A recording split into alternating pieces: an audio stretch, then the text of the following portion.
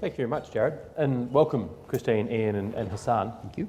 I think the takeaway I took from Hassan's presentation is that there's actually cause for optimism here. That while there's a lot of pessimism in the commentary at the moment about the Australian economy, about slower growth, lower wage growth, demographic headwinds, external headwinds, automation does seem to offer us a real way to raise productivity and expand the productive frontier of the economy. And the question I think that we'll explore today is, will we be masters of our own destiny? Can we do enough to adopt automation to unlock those benefits and do it quickly enough to be competitive, but will we manage it in a way that actually creates those opportunities for all Australians, that the reskilling, the retraining required means that the between 2 and 5 million people that Sam pointed to can all participate in that opportunity. Today I'm going to ask a few questions to the panel, and then after about 20 minutes or so I'm going to throw to the room and give everyone a chance to ask a few questions as well, so please start thinking about what's on your mind. Christine, I might start with you, and just to sort of bring it to a practical level, if that's okay. I know Australia Post is doing a lot when it comes to adopting new technologies, and would love it if you could just bring to life a bit about what you're doing and what does this mean for a business like yours. Well, we were that category in the 30 that Sam put up that's going to be the most impacted, and I guess everybody in the room knows that we do letters, parcels and lots of other things, so letters is a challenging business. But we have been investing. In fact, last year we invested over 400 million into our business. Very shortly, in fact next week, Sue, who's with me here from Australia Post, her and I will be in Redbank. A brand new parcel facility will be the largest and most automated parcel facility, not only in Australia, but we think in the Southern Hemisphere. We're also putting automation into our old letter businesses. Why? Because we actually want to repurpose the work of those most trusted posties knocking on the door. So we're putting automation in there so they can carry packets into the future. We're investing automation into our retail stores so that we can actually work with our banking partners and offer more government services in those local communities. So it is actually a massive investment program. We have another $2 billion over the next 5 years that we've got commitment for, and we're really committed to transitioning our business. But I guess, I know, reading Hassan's work, AI comes into this as well. A lot of people are a bit frightened by that, as well as automation. But we have our own little data bot called Dexter. And what Dexter enables us to do is actually look at the programming of work in real time. And can I just tell you why that's really important? How many people in this room have a business of over $3 billion? It's one of my businesses, $3 billion. And today, I'm going to tell you that in 3 months' time, your volumes are going to go up by 55%. How many of you are going to be able to cope? And that's what happens to us every year. So every year, in September to December, our volumes for parcels go up because of Christmas, of carrying Christmas. Now, e-commerce is changing, the country is changing, so we can't just say, oh, we always know it's going to be that postcode. We actually have to adapt in real time, virtually every day, where we put our workforce in those peak periods. If we do not have automation, if we do not have things like AI, we will not be able to survive and go on into the future. So for me, it's a really, really important thing. Excellent. And so remarkable investments that you're making. From your point of view, do you see Australian business generally making enough investment? Are we moving quickly enough to embrace the opportunity? Look, I can't speak on behalf of other businesses because I'm not in them. But I do feel in Australia sometimes we criticise ourselves a bit too much and don't celebrate enough. But look, we just need to do it. We need to do it as a country. Our country is growing with a GDP growth rate of less than 2%. If our top 40 companies, I think it's the top 40, someone in this room will know better than me, other than 2 companies, and one was Woodside, I can't remember the other one, they're only growing at 1%. We need our biggest employers, our biggest companies to grow so that jobs can grow, so that wages can grow. And if we don't invest in automation, they won't grow efficiently. So if you want to protect your jobs, if you want to grow your companies, if you want to be more efficient, you want your shareholders to be happy, if you want to get more of that global market out there, we have to be more efficient. And so I'm a strong believer, whether they are or they're not, it's really important. Collectively, we do. And you're a long-time observer of the Australian economy and how business adapts to different changes and shifts as they come through. Your perception on this particular trend, how do you see business adapting? When you talk to business leaders, how across this are they? Are they leaning forward into the opportunity? Well, they're leaning forward, David. I mean, any board director, company director of any company in this country, you know, is bombarded with this evidence and this pressure all the time to do something. And we do make progress, as Christina said. Look at the way in which various, you know, familiar aspects, just think about banking, for instance, how much that has changed even in the last 10 or 15 years, let alone if your memory goes back earlier than that. And yes, a lot of it's now automated and accessed, and so many branches have become obsolete, a bit like aspects of Christine's business. But there's artificial intelligence as well. Every time you get a message that there's been some activity on your credit card account that's unfamiliar, that's an artificial intelligence bot, you know, responding to you. That's not your bank manager ringing you up, having looked at your accounts. So that's occurring. You need to put that against the backdrop of the current macroeconomic circumstances. So, you know, is business investment high enough to help us to address the low rates of economic growth? Well, the answer to that is no. And why is that? Well, it has to do with overlying concerns about regional tensions, particularly the Chinese-American trade war and things of that sort are putting a dampener on this. But is there a sense within business that we can just be complacent and not take advantage of these opportunities, not respond to the pressures? I think the answer to that's clearly no. And the evidence is there that transformation's taking place. Not fast enough, though, as Christine rightly says. Thank you. Hassan talked about needing to retrain 2 to 5 million people.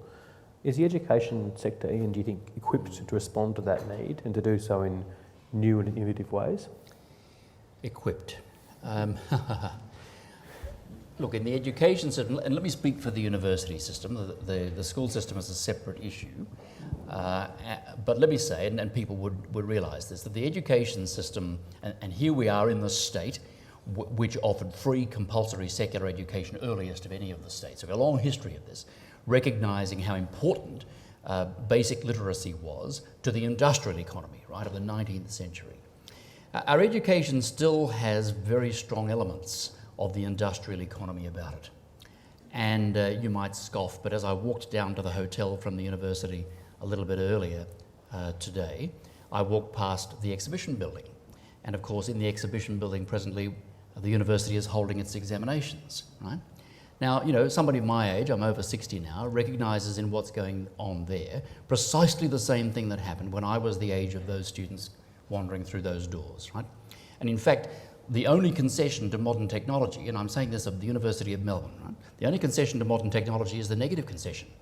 Do not bring smart watches, right? You know, mobile phones not allowed. They will be confiscated. In other words, all evidence of the 21st century, out, okay? And what are you going to do? You know what you're going to do. People in this audience know. You're going to sit there in a little cubicle with a booklet and a pen, right? And you're going to write longhand answers to questions that have been put before you on a piece of paper, right? Printed down and distributed. And then those booklets will be read by my colleagues at the university, right? One after the other. They'll work their way through this and they'll form a judgment. And you might well ask yourself, but surely of all tasks of the university that should be automated, no, right? So why is that? Partly because the same system which gives us the smartphones and all the rest corrupts what we're trying to do. And we haven't found a way around that yet.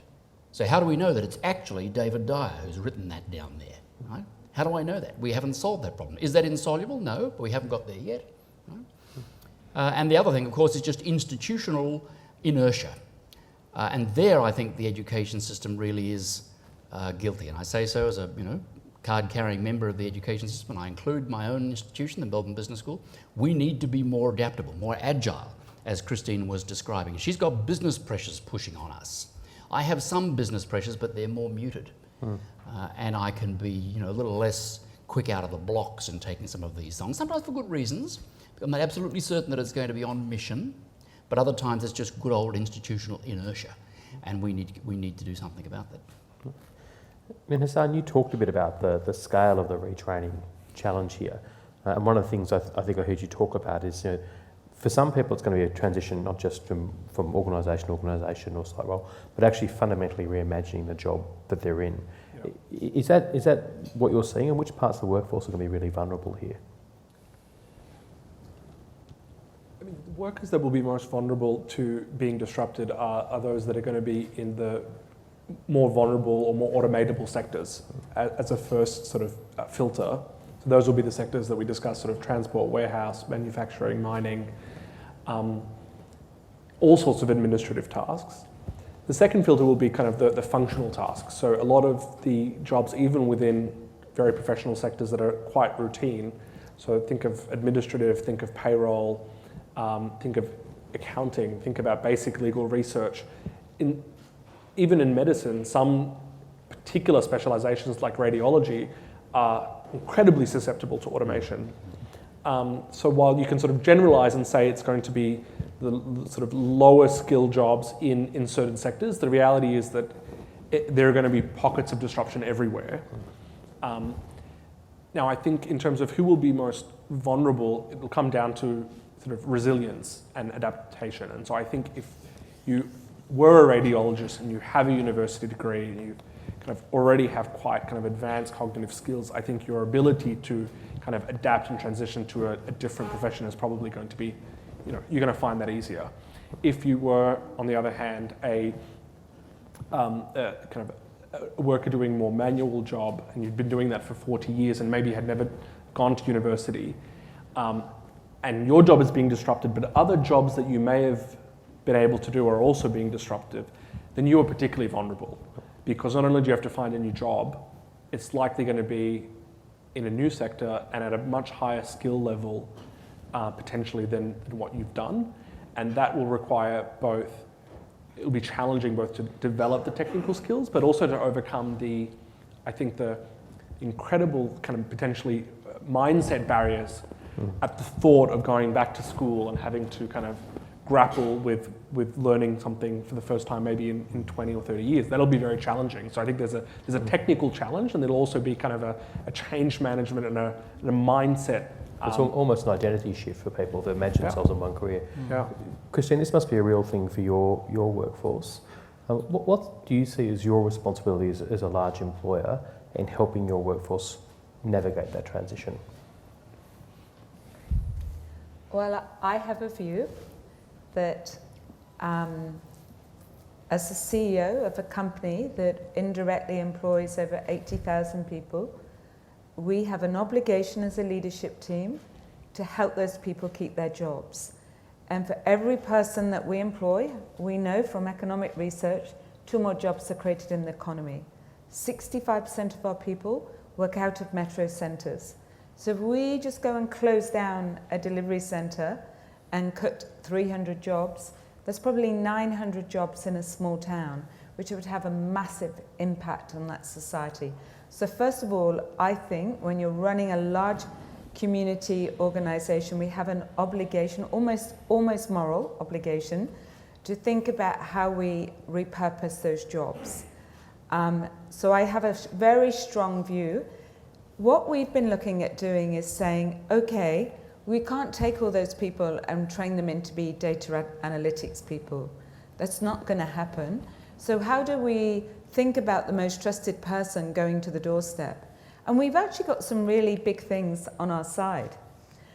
First of all is, e-commerce in Australia is still very low. It's only 10% of retail. In the next 5 years, it'll be 20% of retail, which, as I'm sure most of the people in this room can add up, that will mean more than a double of where it is today. So that huge parcel growth going to happen. Aging population. You know, 1 million people have been turning 50 for some 5 years or something. 30% of the population will be over the age of 65 if they're not already. So we've got these great things, aging population, e-commerce happening. So how do I take my most trusted person and repurpose them to being still going to the doorstep, to protect the letter business, but also to make sure that we get more of that. Sue, we have trained, Sue, correct me, in the last 18 months, something like 30,000 people in a customer service training. Because actually, when you're knocking on the door and you might want them then to use the scanner so the person can return their parcel, they have to have some interpersonal skills. So it's not about taking people from going from being the postie to data analytics. It's going that person from being a postie to being a delivery person who actually has some customer service skills. It's gone down really well. We're investing in those people. They love it. People who've gone through that course, their engagement scores really go high because people can see we're believing in them. So, look, I'm on the opportunity side. Yeah, that's very important what Christine's saying about the growth of the services sector and the need for customer service. My former colleagues at Deloitte Access Economics produced a report this week, you might have seen it, about the future of the economy relying on the heart as much as the head. And this was the point that Christine's making. Clearly the services sector is what's growing, and automation, particularly in capital for labour substitution, is driving jobs and people out of primary and secondary industry. That's been going on for a long time, but this is speeding it up into the tertiary sector, into services. And in many respects, we should welcome that. Because that, as my father would say, it's inside work and there's no heavy lifting. It's services work. It's much more variegated. It doesn't involve physical effort. And yes, aspects of it clearly involve brain work, but not necessarily technical brain work. But an awful lot of the services sector relies upon what Christine's saying, just a helpful service attitude, just the warmth of human interaction. And people often opposed the dark satanic mills of the industrial age because it did exactly the opposite. It turned us into almost machines. And isolating ourselves one from another. In this age, we have the services sector, so once again, it's back the other way, and we're relying on interactions. But you take someone who has perhaps driven a truck or been on a machine or worked in a darkened radiology unit, if I dare say so, some sort of asocial environment, and then suddenly say, well, now your job is to be nice to people and to serve them in a traditional customer way, that's a stretch. But you can do it. Can I make one further observation? We talk about the ageing of the population, as Christine's just done. You'll be aware from figures the Reserve Bank released recently, or commented on anyway, that the participation rate is the highest that it's ever been in Australia's history. The highest that it's ever been, right? So yeah, the economy is slow and companies aren't growing, but hang on, people are lurching into the labour market. Now, why are they doing that? Because jobs growth is strong, and this isn't rubbish jobs, this is full-time jobs. So, all the sort of fear about automation, well, hang on, where is that in the data, right? Companies are employing people, including, I assume, Australia Post, on a full-time basis, all right? Okay, therefore the labour market responds. So who's coming back in? Well, more women, obviously, partly because of the services sector, but increasingly people over the age of 55. Exactly. That's remarkable, right? Now they're coming back in, partly because they're bored in retirement, right? It's true, keep stimulated, want the company, and then you think, all right, but these are the folks surely whose skills are no longer called for, but they're being employed. So what's happening? They want to work, and somebody's hiring them. But I thought you're out of date. No, right? You see? So Australia Post is retraining them. They want to be retrained. We see these charts on the Reserve Bank board every month, and you just have to sort of say, wow. There's the chart for over 55, males and females, right? Just headed through the roof. And so these people are being retrained almost by definition because of their age and their history, and wanting to do that willingly and finding work. I absolutely agree with what Ian said. Can I just actually evidence that a little bit? Yeah. So first of all, when you automate a processing line for parcels, okay, it's normally quite a physical job. You know, you got to pick up big heavy things, put them on. It's amazing what people send in parcels these days. So typically it's been a job, that kind of job has typically been a job done by men. You know, younger men or middle-aged men, quite fit, quite strong, you know, picking up. And of course, as they get older, they start to get injuries. When you automate, you make it a safer environment. You know, there's a shortage of drivers here. So if your children are out there partying all the time and you're worried about their careers, tell them to become a driver, because there's a real shortage of drivers in Australia. The outlook looks like it's going to get harder. For us, automation is allowing us to actually think about our workforce. We can get more women in, more part-time people in, and we can get the guys who were driving onto the mail processing lines, because it's less physical. So it enables us to actually address where we've got labour shortages in the market. And for all the women, sometimes, you know, if you look back 20 years, or is it 15 years? You probably know the number. I think it's either 15 or 20. In Australia, in the workforce participation, it was 40% women. It's now 60%. That is that's like doubling of the number of women in the workforce. That's well, 50%. Sorry. And glad I'm not the accountant. 50% increase. Automation is largely responsible for that. Yeah, the which automation is awesome. of labour-driven tasks in the home. Yes, no, we love it. So we've got more jobs, safer, more diverse, more flexible jobs, and better paid jobs. So it feels like what's not to like, but at the same token, there's an undercurrent of fear about all of this. Sure. What role do you think government can play, and let's start with that. What role can and should government play in helping Australia embrace and accelerate this? Yeah, great question. Can I say that we've got a strong history of this in this country, right? If for those of you who know a little bit about economic history, will recall the great strikes of the early 1890s, in particular the shearers' strike, which was based on the introduction of the wide comb, right? Basically a mechanical device that would make each shearer more productive, taking more wool off the sheep, and the other shearers, they struck as a group against that capital labour substitution. And that produced all sorts of social strife, but what it eventually gave rise to was firstly the birth of the Australian Labor Party, right? Then the establishment of what has become down to us as the Industrial Relations Commission, the introduction of the minimum wage, all of those things followed on. These social changes followed on from what was essentially a technological opportunity. So as a country, I'm going to claim that we've always been very concerned about the distributional aspects of these sorts of changes and have responded. Now, if I rush forward then to the later part of the 20th century, when we were dealing with the dismantling of the tariffs. Well, the dismantling of the tariffs were about consigning a whole lot of textile, footwear and clothing workers and auto workers to the scrap heap, if you like. Right? And the government, again, it was the Labor Party because they were in charge and heavily involved in this, they knew that we needed to do this to grow the jobs. That's Hawke Keating. But you're talking about the ALP. You don't do this without actually looking after people, right? So what was introduced, whether it was the Button Plan under the late John Button or other aspects of this, was a whole series of structural adjustment policies, which helped people, right, to be retrained, helped them to physically move from one place to another if they got caught like this. I'm not going to say it was without its problems, but it was the same idea that you can use deliberate government intervention to grease these wheels and to make it possible for people to reorient their lives. Don't just, let them do it for themselves.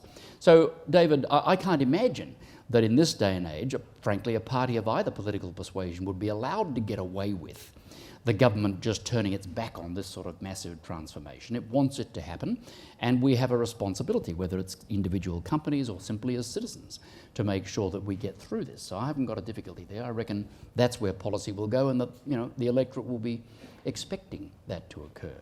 One final point, of course, we have a very generous tax and social security system, a social wage, if you like. Some might argue it should be more generous, but it's very generous by OECD standards. So, the worst comes to the worst, and you find yourself stuck for a time. Then we've got a system which assists you there, right? Before you get up and get going again. Ideally, that would occur. Those systems are in place. Again, not flawless, folks. They can be improved, but it's not as if we don't have any government intervention at all. And pardon me, the last one we did talk about at the table, and this is raised in Hassan's report, is the so-called lifelong learning account. The government already lends people money to get trained, whether it's in the vet system or in the higher education system, terrific. But they do it at the beginning in one lump, right? All this is saying, no. You've got to be trained throughout.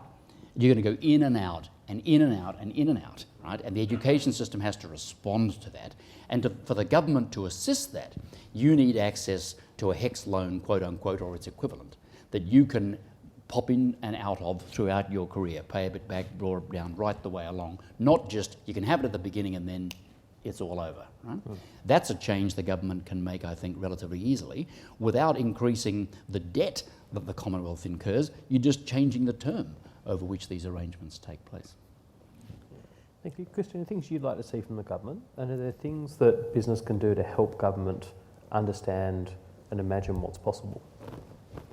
I think the government can start with actually being a leader in adopting technology. And I think Ian gave you a very good example earlier of doing your exams in paper, but there's lots of ways. And I think, in fairness, the government has got a strategy to do that.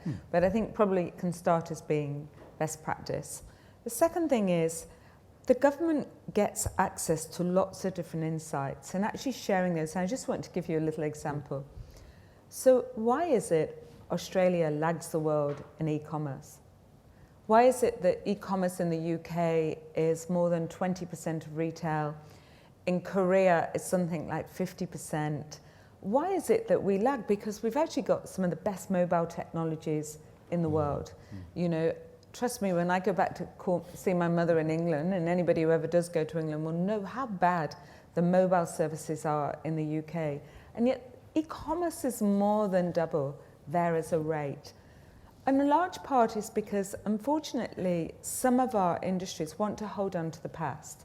So they go, oh yes, but I've invested in all of this bricks and mortar. And so see e-commerce as a cost to them changing their business, not as a way to leverage what they've already invested. So I think one of the obligations of business, but also the government, is to share best practice models and to have incentives about capital investment into these areas and into education. Because we could train people up for the new roles, but unless actually the businesses themselves change, they won't have the new roles to go to. True. So I do feel there's a large opportunity. And one of the big things that we've seen happen, if you go back 2 years and you look at e-commerce, so can I just share some stats with you? But this really does help explain what's a big change that's been going on. So in 2018, e-commerce in Australia grew by 23.7%. That's pretty big, isn't it? How many people are working anywhere where their company is growing anything like that rate? That's pretty massive, 23.7%. And then you look at, well, how is it being financed? 2 years ago, something called Buy Now, Pay Later, or Afterpay, is one of the big ones. There's a few others, Zip Pay. They accounted for about 4% of retail. Last 2018, for the whole year, it was just over 11. I can tell you, for the May Day sales for Mother's Day, it was over 30%. So the government does have to get involved because it is not the impacts, as I think Hassan was saying, aren't just people like us who are changing. It's actually all the add-on impacts that are changing as well. Now, if you have such a fundamental shift in volume in credit, what goes up so quickly, it just might come down a little bit quickly, particularly when it's unsecured. So I think, there is a way the government needs to be thinking about how do we help more businesses, more small businesses, get access to cost-effective credit? So the implications for the government's involvement have to be much bigger than just on automation. Thank you.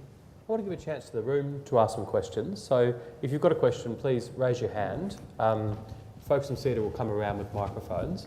If I could ask you just to briefly state your name and organisation you work for, and ask you to keep your questions brief and genuine questions, so we can get a chance for everyone to participate.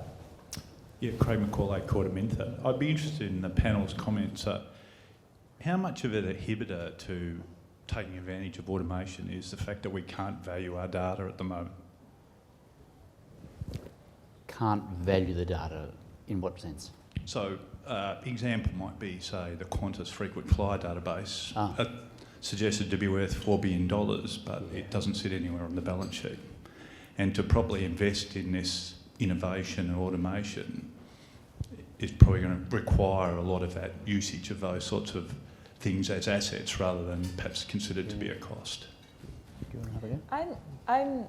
Do you mind me saying, forgive me, I'm not sure we don't value our data. I think last week a lot of us in here witnessed the sale of Catch, e-commerce company, to Wesfarmers.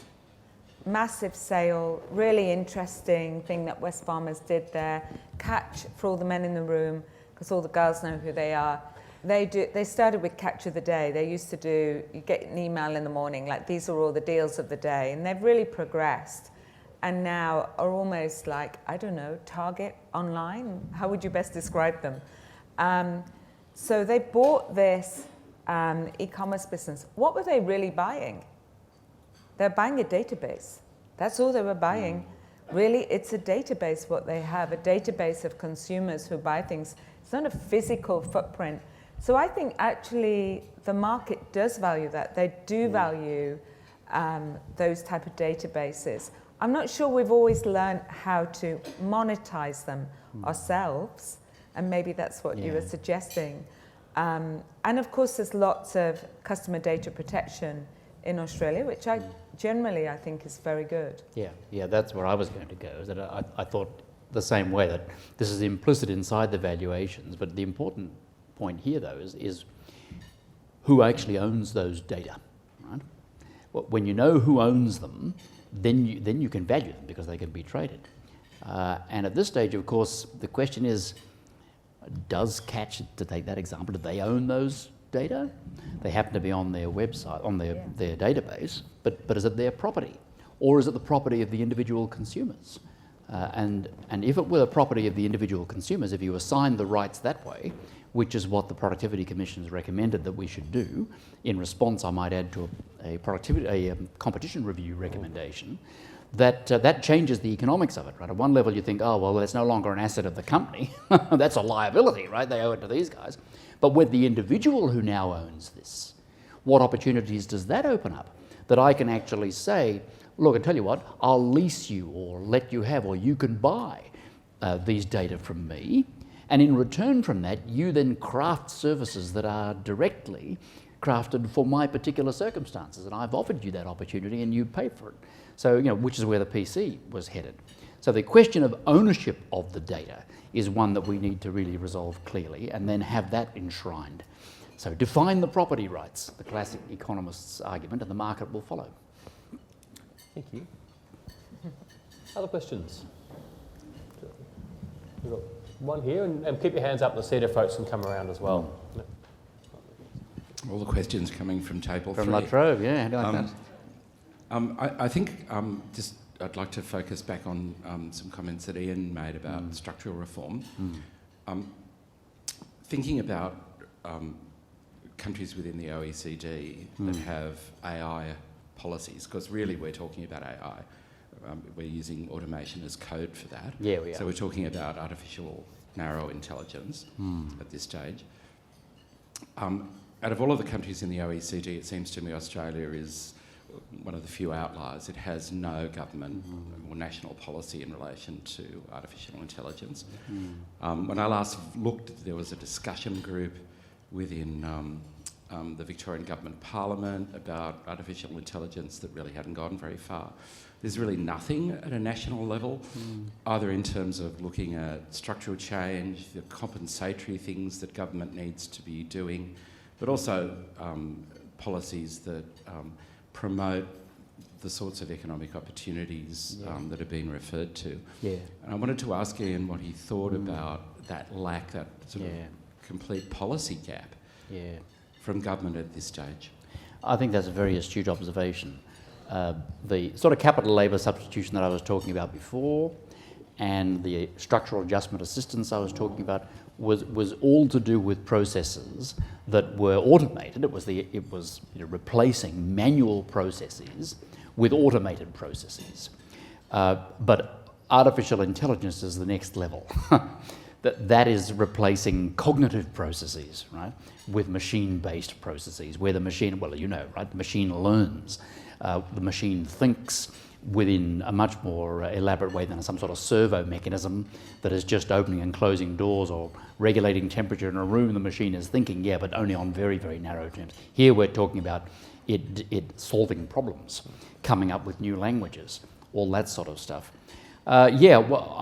So yes, we are right behind on that. We don't have a policy. I agree with that. Why is that the case? I don't know the answer to that, right? But I think that the more that people in occupations like most people in this room would occupy, white collar work, if I can put it that way, where we are relying upon our brain power, intuition, critical thinking, problem solving skills to, earn a living, the more that starts to be invaded, as Hassan's figures clearly show, as that starts to be invaded. I worked for Deloitte for 10 years, and you could see this rising tide, right? And the tax department and the audit department sort of trying to keep away from the water lapping at their feet, but it's lapping. And yes, some of it's outsourced to India, where it's still done by hand, but a lot of it is simply, no, a bot does this now. It just prepares it all. And so you're going to have to think very differently about how you do your work. So here's my hypothesis. The more that creeps into the services sector, the higher end of the services sector, professional services, including public sector services, right? You're talking about the government leading the way here, the more we'll need to think carefully about what the policy actually is. Having said that, I think the policy is going to boil down to, again, carefully defining property rights and recognising that these types of processes, at the end of the day, are beneficial, right? Provided we cover the losers off, compensate the losers. On balance, we've got everything to gain from this, but we've not yet had that discussion at the level of artificial intelligence. If I could add to that, and picking up on that question, so I agree, I don't think there is a kind of an artificial intelligence policy. I think there's two ways that governments can kind of go about this. Some governments, particularly kind of in Asia, if you think of Singapore, if you think of Korea, and now also expanding to some countries like Dubai, take a very proactive government approach, where the government is sort of sets the direction, kind of mobilizes the private sector, and really sort of almost picks sort of sectors or particular technologies they want to go after. That traditionally has not been the Australian approach. If you look at the other end of the spectrum, you have countries like the US that are just so competitive, and where the incentives for companies to innovate in new technologies seems to, of its own volition, generate a lot of new automation and innovation. Australia sort of unfortunately lies somewhere in between, where we're neither proactively developing policy like some of our Asian neighbours, nor is our economy quite competitive enough to incentivise the private sector to do it on its own.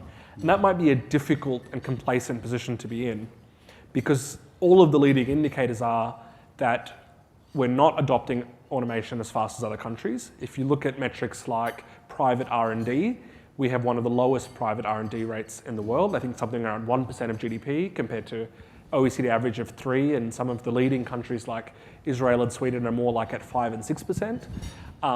If that's an indication of the kind of the motivation of the private sector to invest, it seems to suggest that there isn't there.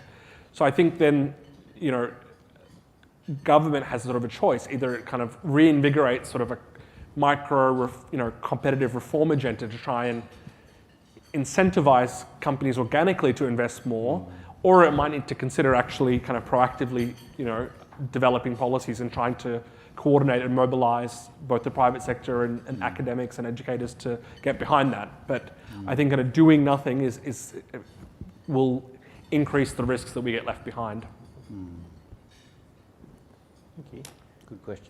Yep, Simon Dewberry Allens. You were talking before, Ian, about the Hawke-Keating era and those structural changes, and one aspect of that was the tripartite between government, business and unions, and we haven't touched on unions yet. Yeah. Do you see them having a role in this current change agenda? And if they have a role, how far down the track are they, and can we bring them along for the journey? Well, I don't know enough about the union movement's position to be able to answer the latter part of that question. But to the extent, and we should recognise, as you well know, that the coverage of the workforce by the union movement has shrunk over the years, and union membership is now at a low ebb. But if the union movement is keen on, serving the interests of its members, then their long-term interests are in making this stuff work and adapting to it rather than resisting it. To be fair, I don't hear, and this is what Christine was intimating earlier on, at least at the table, and she should talk about her own union and relations with the unions at Australia Post. I don't hear the unions fiercely resisting this. And in part because I think through the Hawke-Keating era, to your precise point, you'll recall that one of the geniuses of Paul Keating is that he could, his left wing, if you like, union-based credentials were impeccable. And he had right in his corner the Bill Keltys of this world, whose credentials, and Hawke for that matter, both of whose credentials were impeccable. They kept telling the movement that this is where our jobs are going to come from. This is where wages are going to come from. And you remember the Accord discussion. For a long time, wages didn't move. And Bill Kelty used to taunt them and say, well, where is the business investment that you promised us? We've held real wages down. You told us firms would invest. That would drive productivity growth. That would raise wages and living standards. Well, we're getting impatient, Bill used to say, around about 1988, right? And then, of course, whoomp. Now, we did have the recession we had to have, which was imposed. But after that, we're nigh on 30 years' worth of continuous growth. It's the latter part of that period where the rate of growth of wages and productivity has begun to flag, but not the earlier part.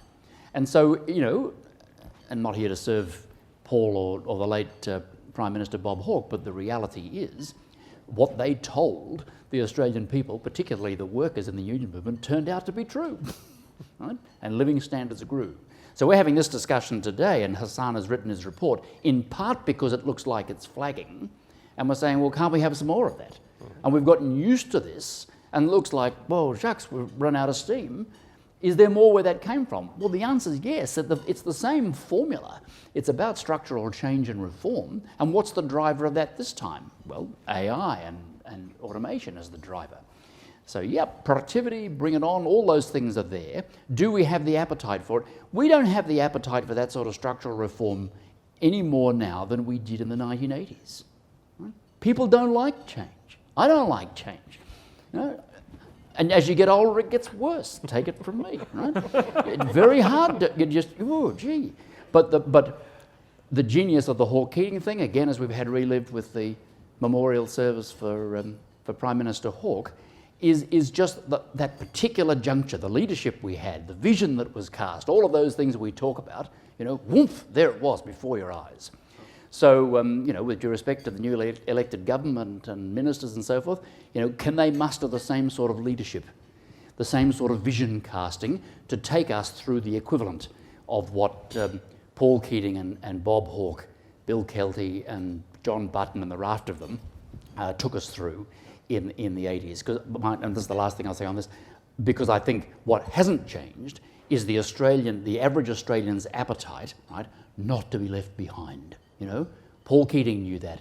Australians, we don't like change any more than anybody else, and it's irritating, we're frightened of this and frightened of that, but in the final analysis, so help me God, we don't want to be poor, right? And people, white trash of Asia, banana, all that stuff, right? Just, galvanised the national attention, and I don't think any of that has changed. People are wanting to say, all right, but how, right? And when we do that, can we be certain that we go forward as a community? We just don't want to leave a whole bunch of folk behind like certain other places on the planet. No. We want to do it this way. Well, the answer is yes. Done it before, we can do it again. But you have to give people confidence and a vision and something to go for. Christine, Hopefully we can do it without a recession, or unless we get another Lee Kuan Yew comment to nudge us out of our complacency. Sorry, Hassan, you'd like to do that, but sometimes the burning platform thing, you just got to do that. And people, they've heard it all before, but yeah. There is a burning platform. Australians my age, and again, let me speak for myself, I do worry about my grandchildren and what life's going to be like for them. I don't, gnash my teeth and thinking, oh God, it's going to go to hell in a handcart. I don't think that's true, because there's a whole lot that I can't see that my grandparents couldn't see as they worried coming out of the Second World War, that we worried about what life would be like for me and the Cold War and nuclear arms and all this, right? Lots of things like that. But do Australians care about the future living standards for our citizens, our families?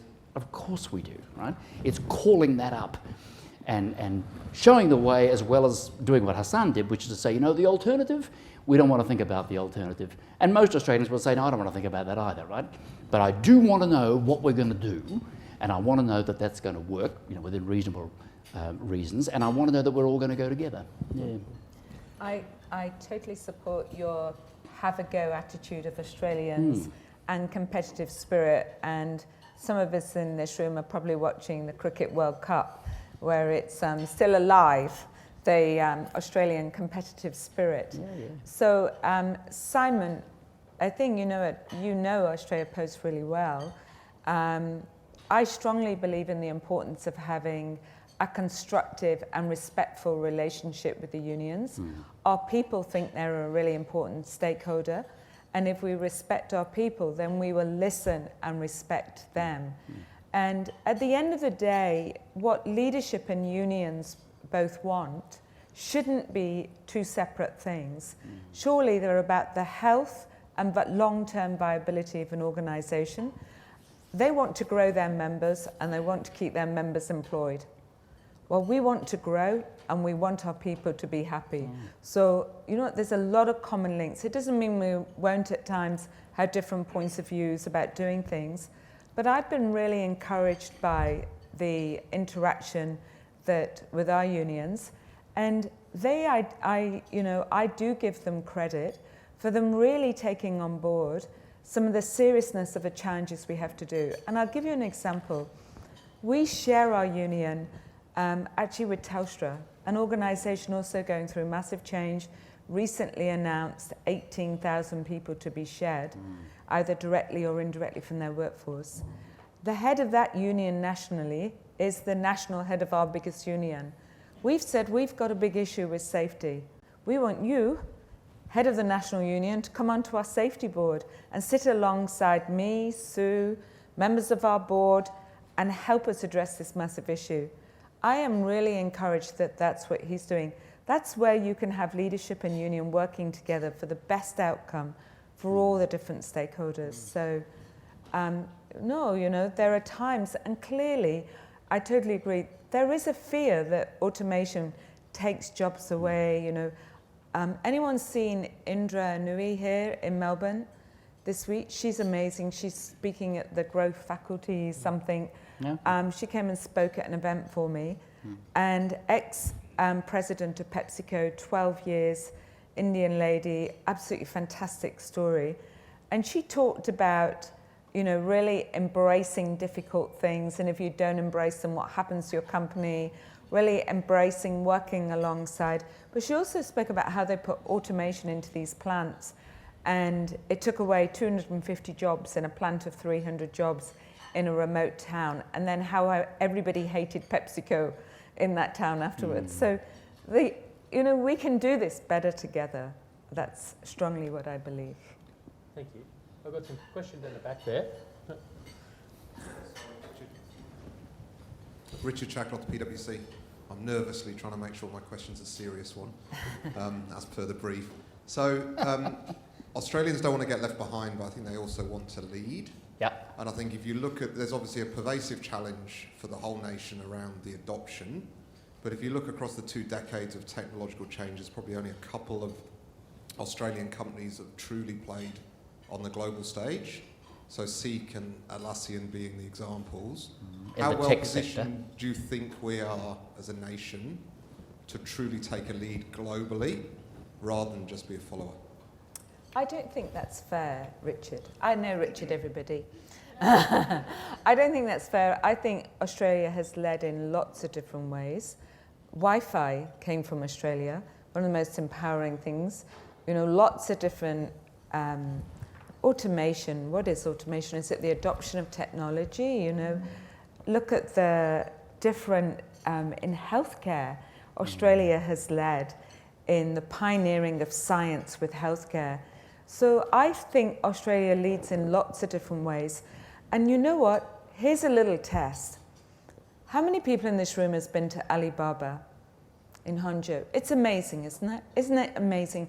Like, you go into their boardroom and they have this whole wall And there's all these figures flying round and round and round. Millions of transactions are happening at any moment. Jack Ma's talks about, I'm going to take 100 million people out of poverty all through e-commerce and shopping.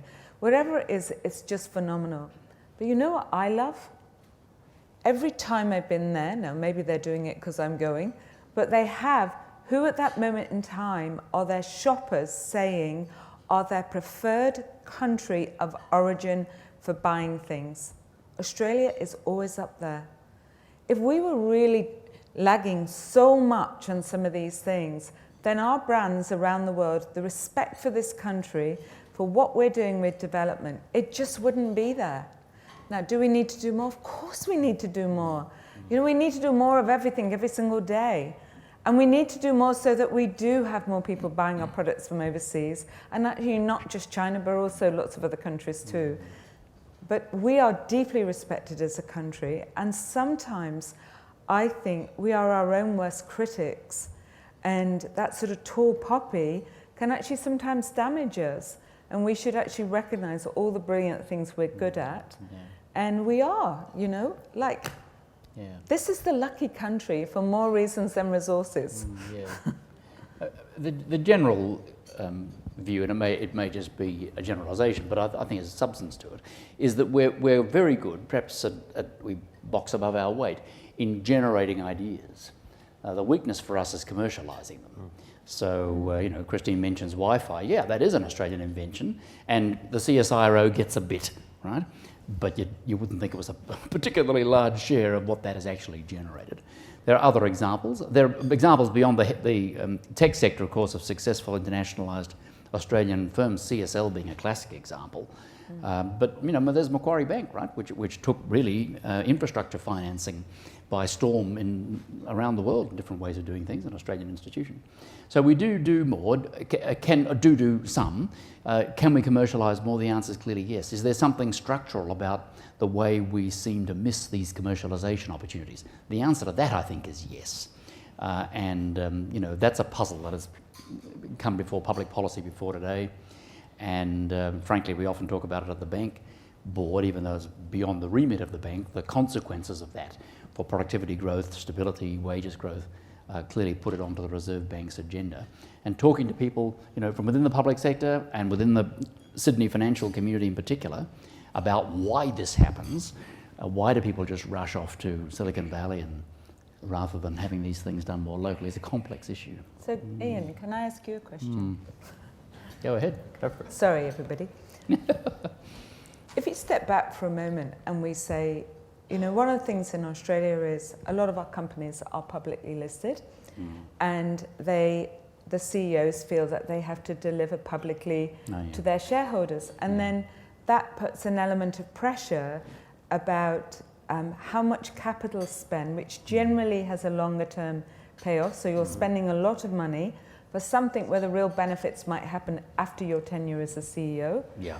Now, one of my observations with Australia is actually shareholders have really driven more recently people having CSR, you know, corporate and social responsibility, and the whole impact on the environment and taking sustainability seriously. There's now a lot of ethical investment funds that won't buy your shares if you don't do these things. What do we have to do to work with our long-term investors? Actually, our superannuation funds are becoming our biggest investors. That's right. What do we have to do to work with those, to bring them on the journey? So they're encouraging us to make investments where the payoff for those investments will not be in the legacy of the leadership of this room, but of the next generation.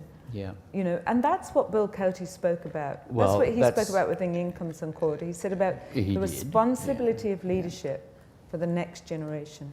Well, let me give a quick answer to that, Christine, because this takes us off our territory. But let's just say that what you put your finger on is one of the arguments that comes up in the context of industry superannuation funds versus retail superannuation funds. Right? The industry superannuation funds, for reasons we don't go into now, essentially have switched off some of the short-term pressures you're talking about and have replaced that with a longer-term view.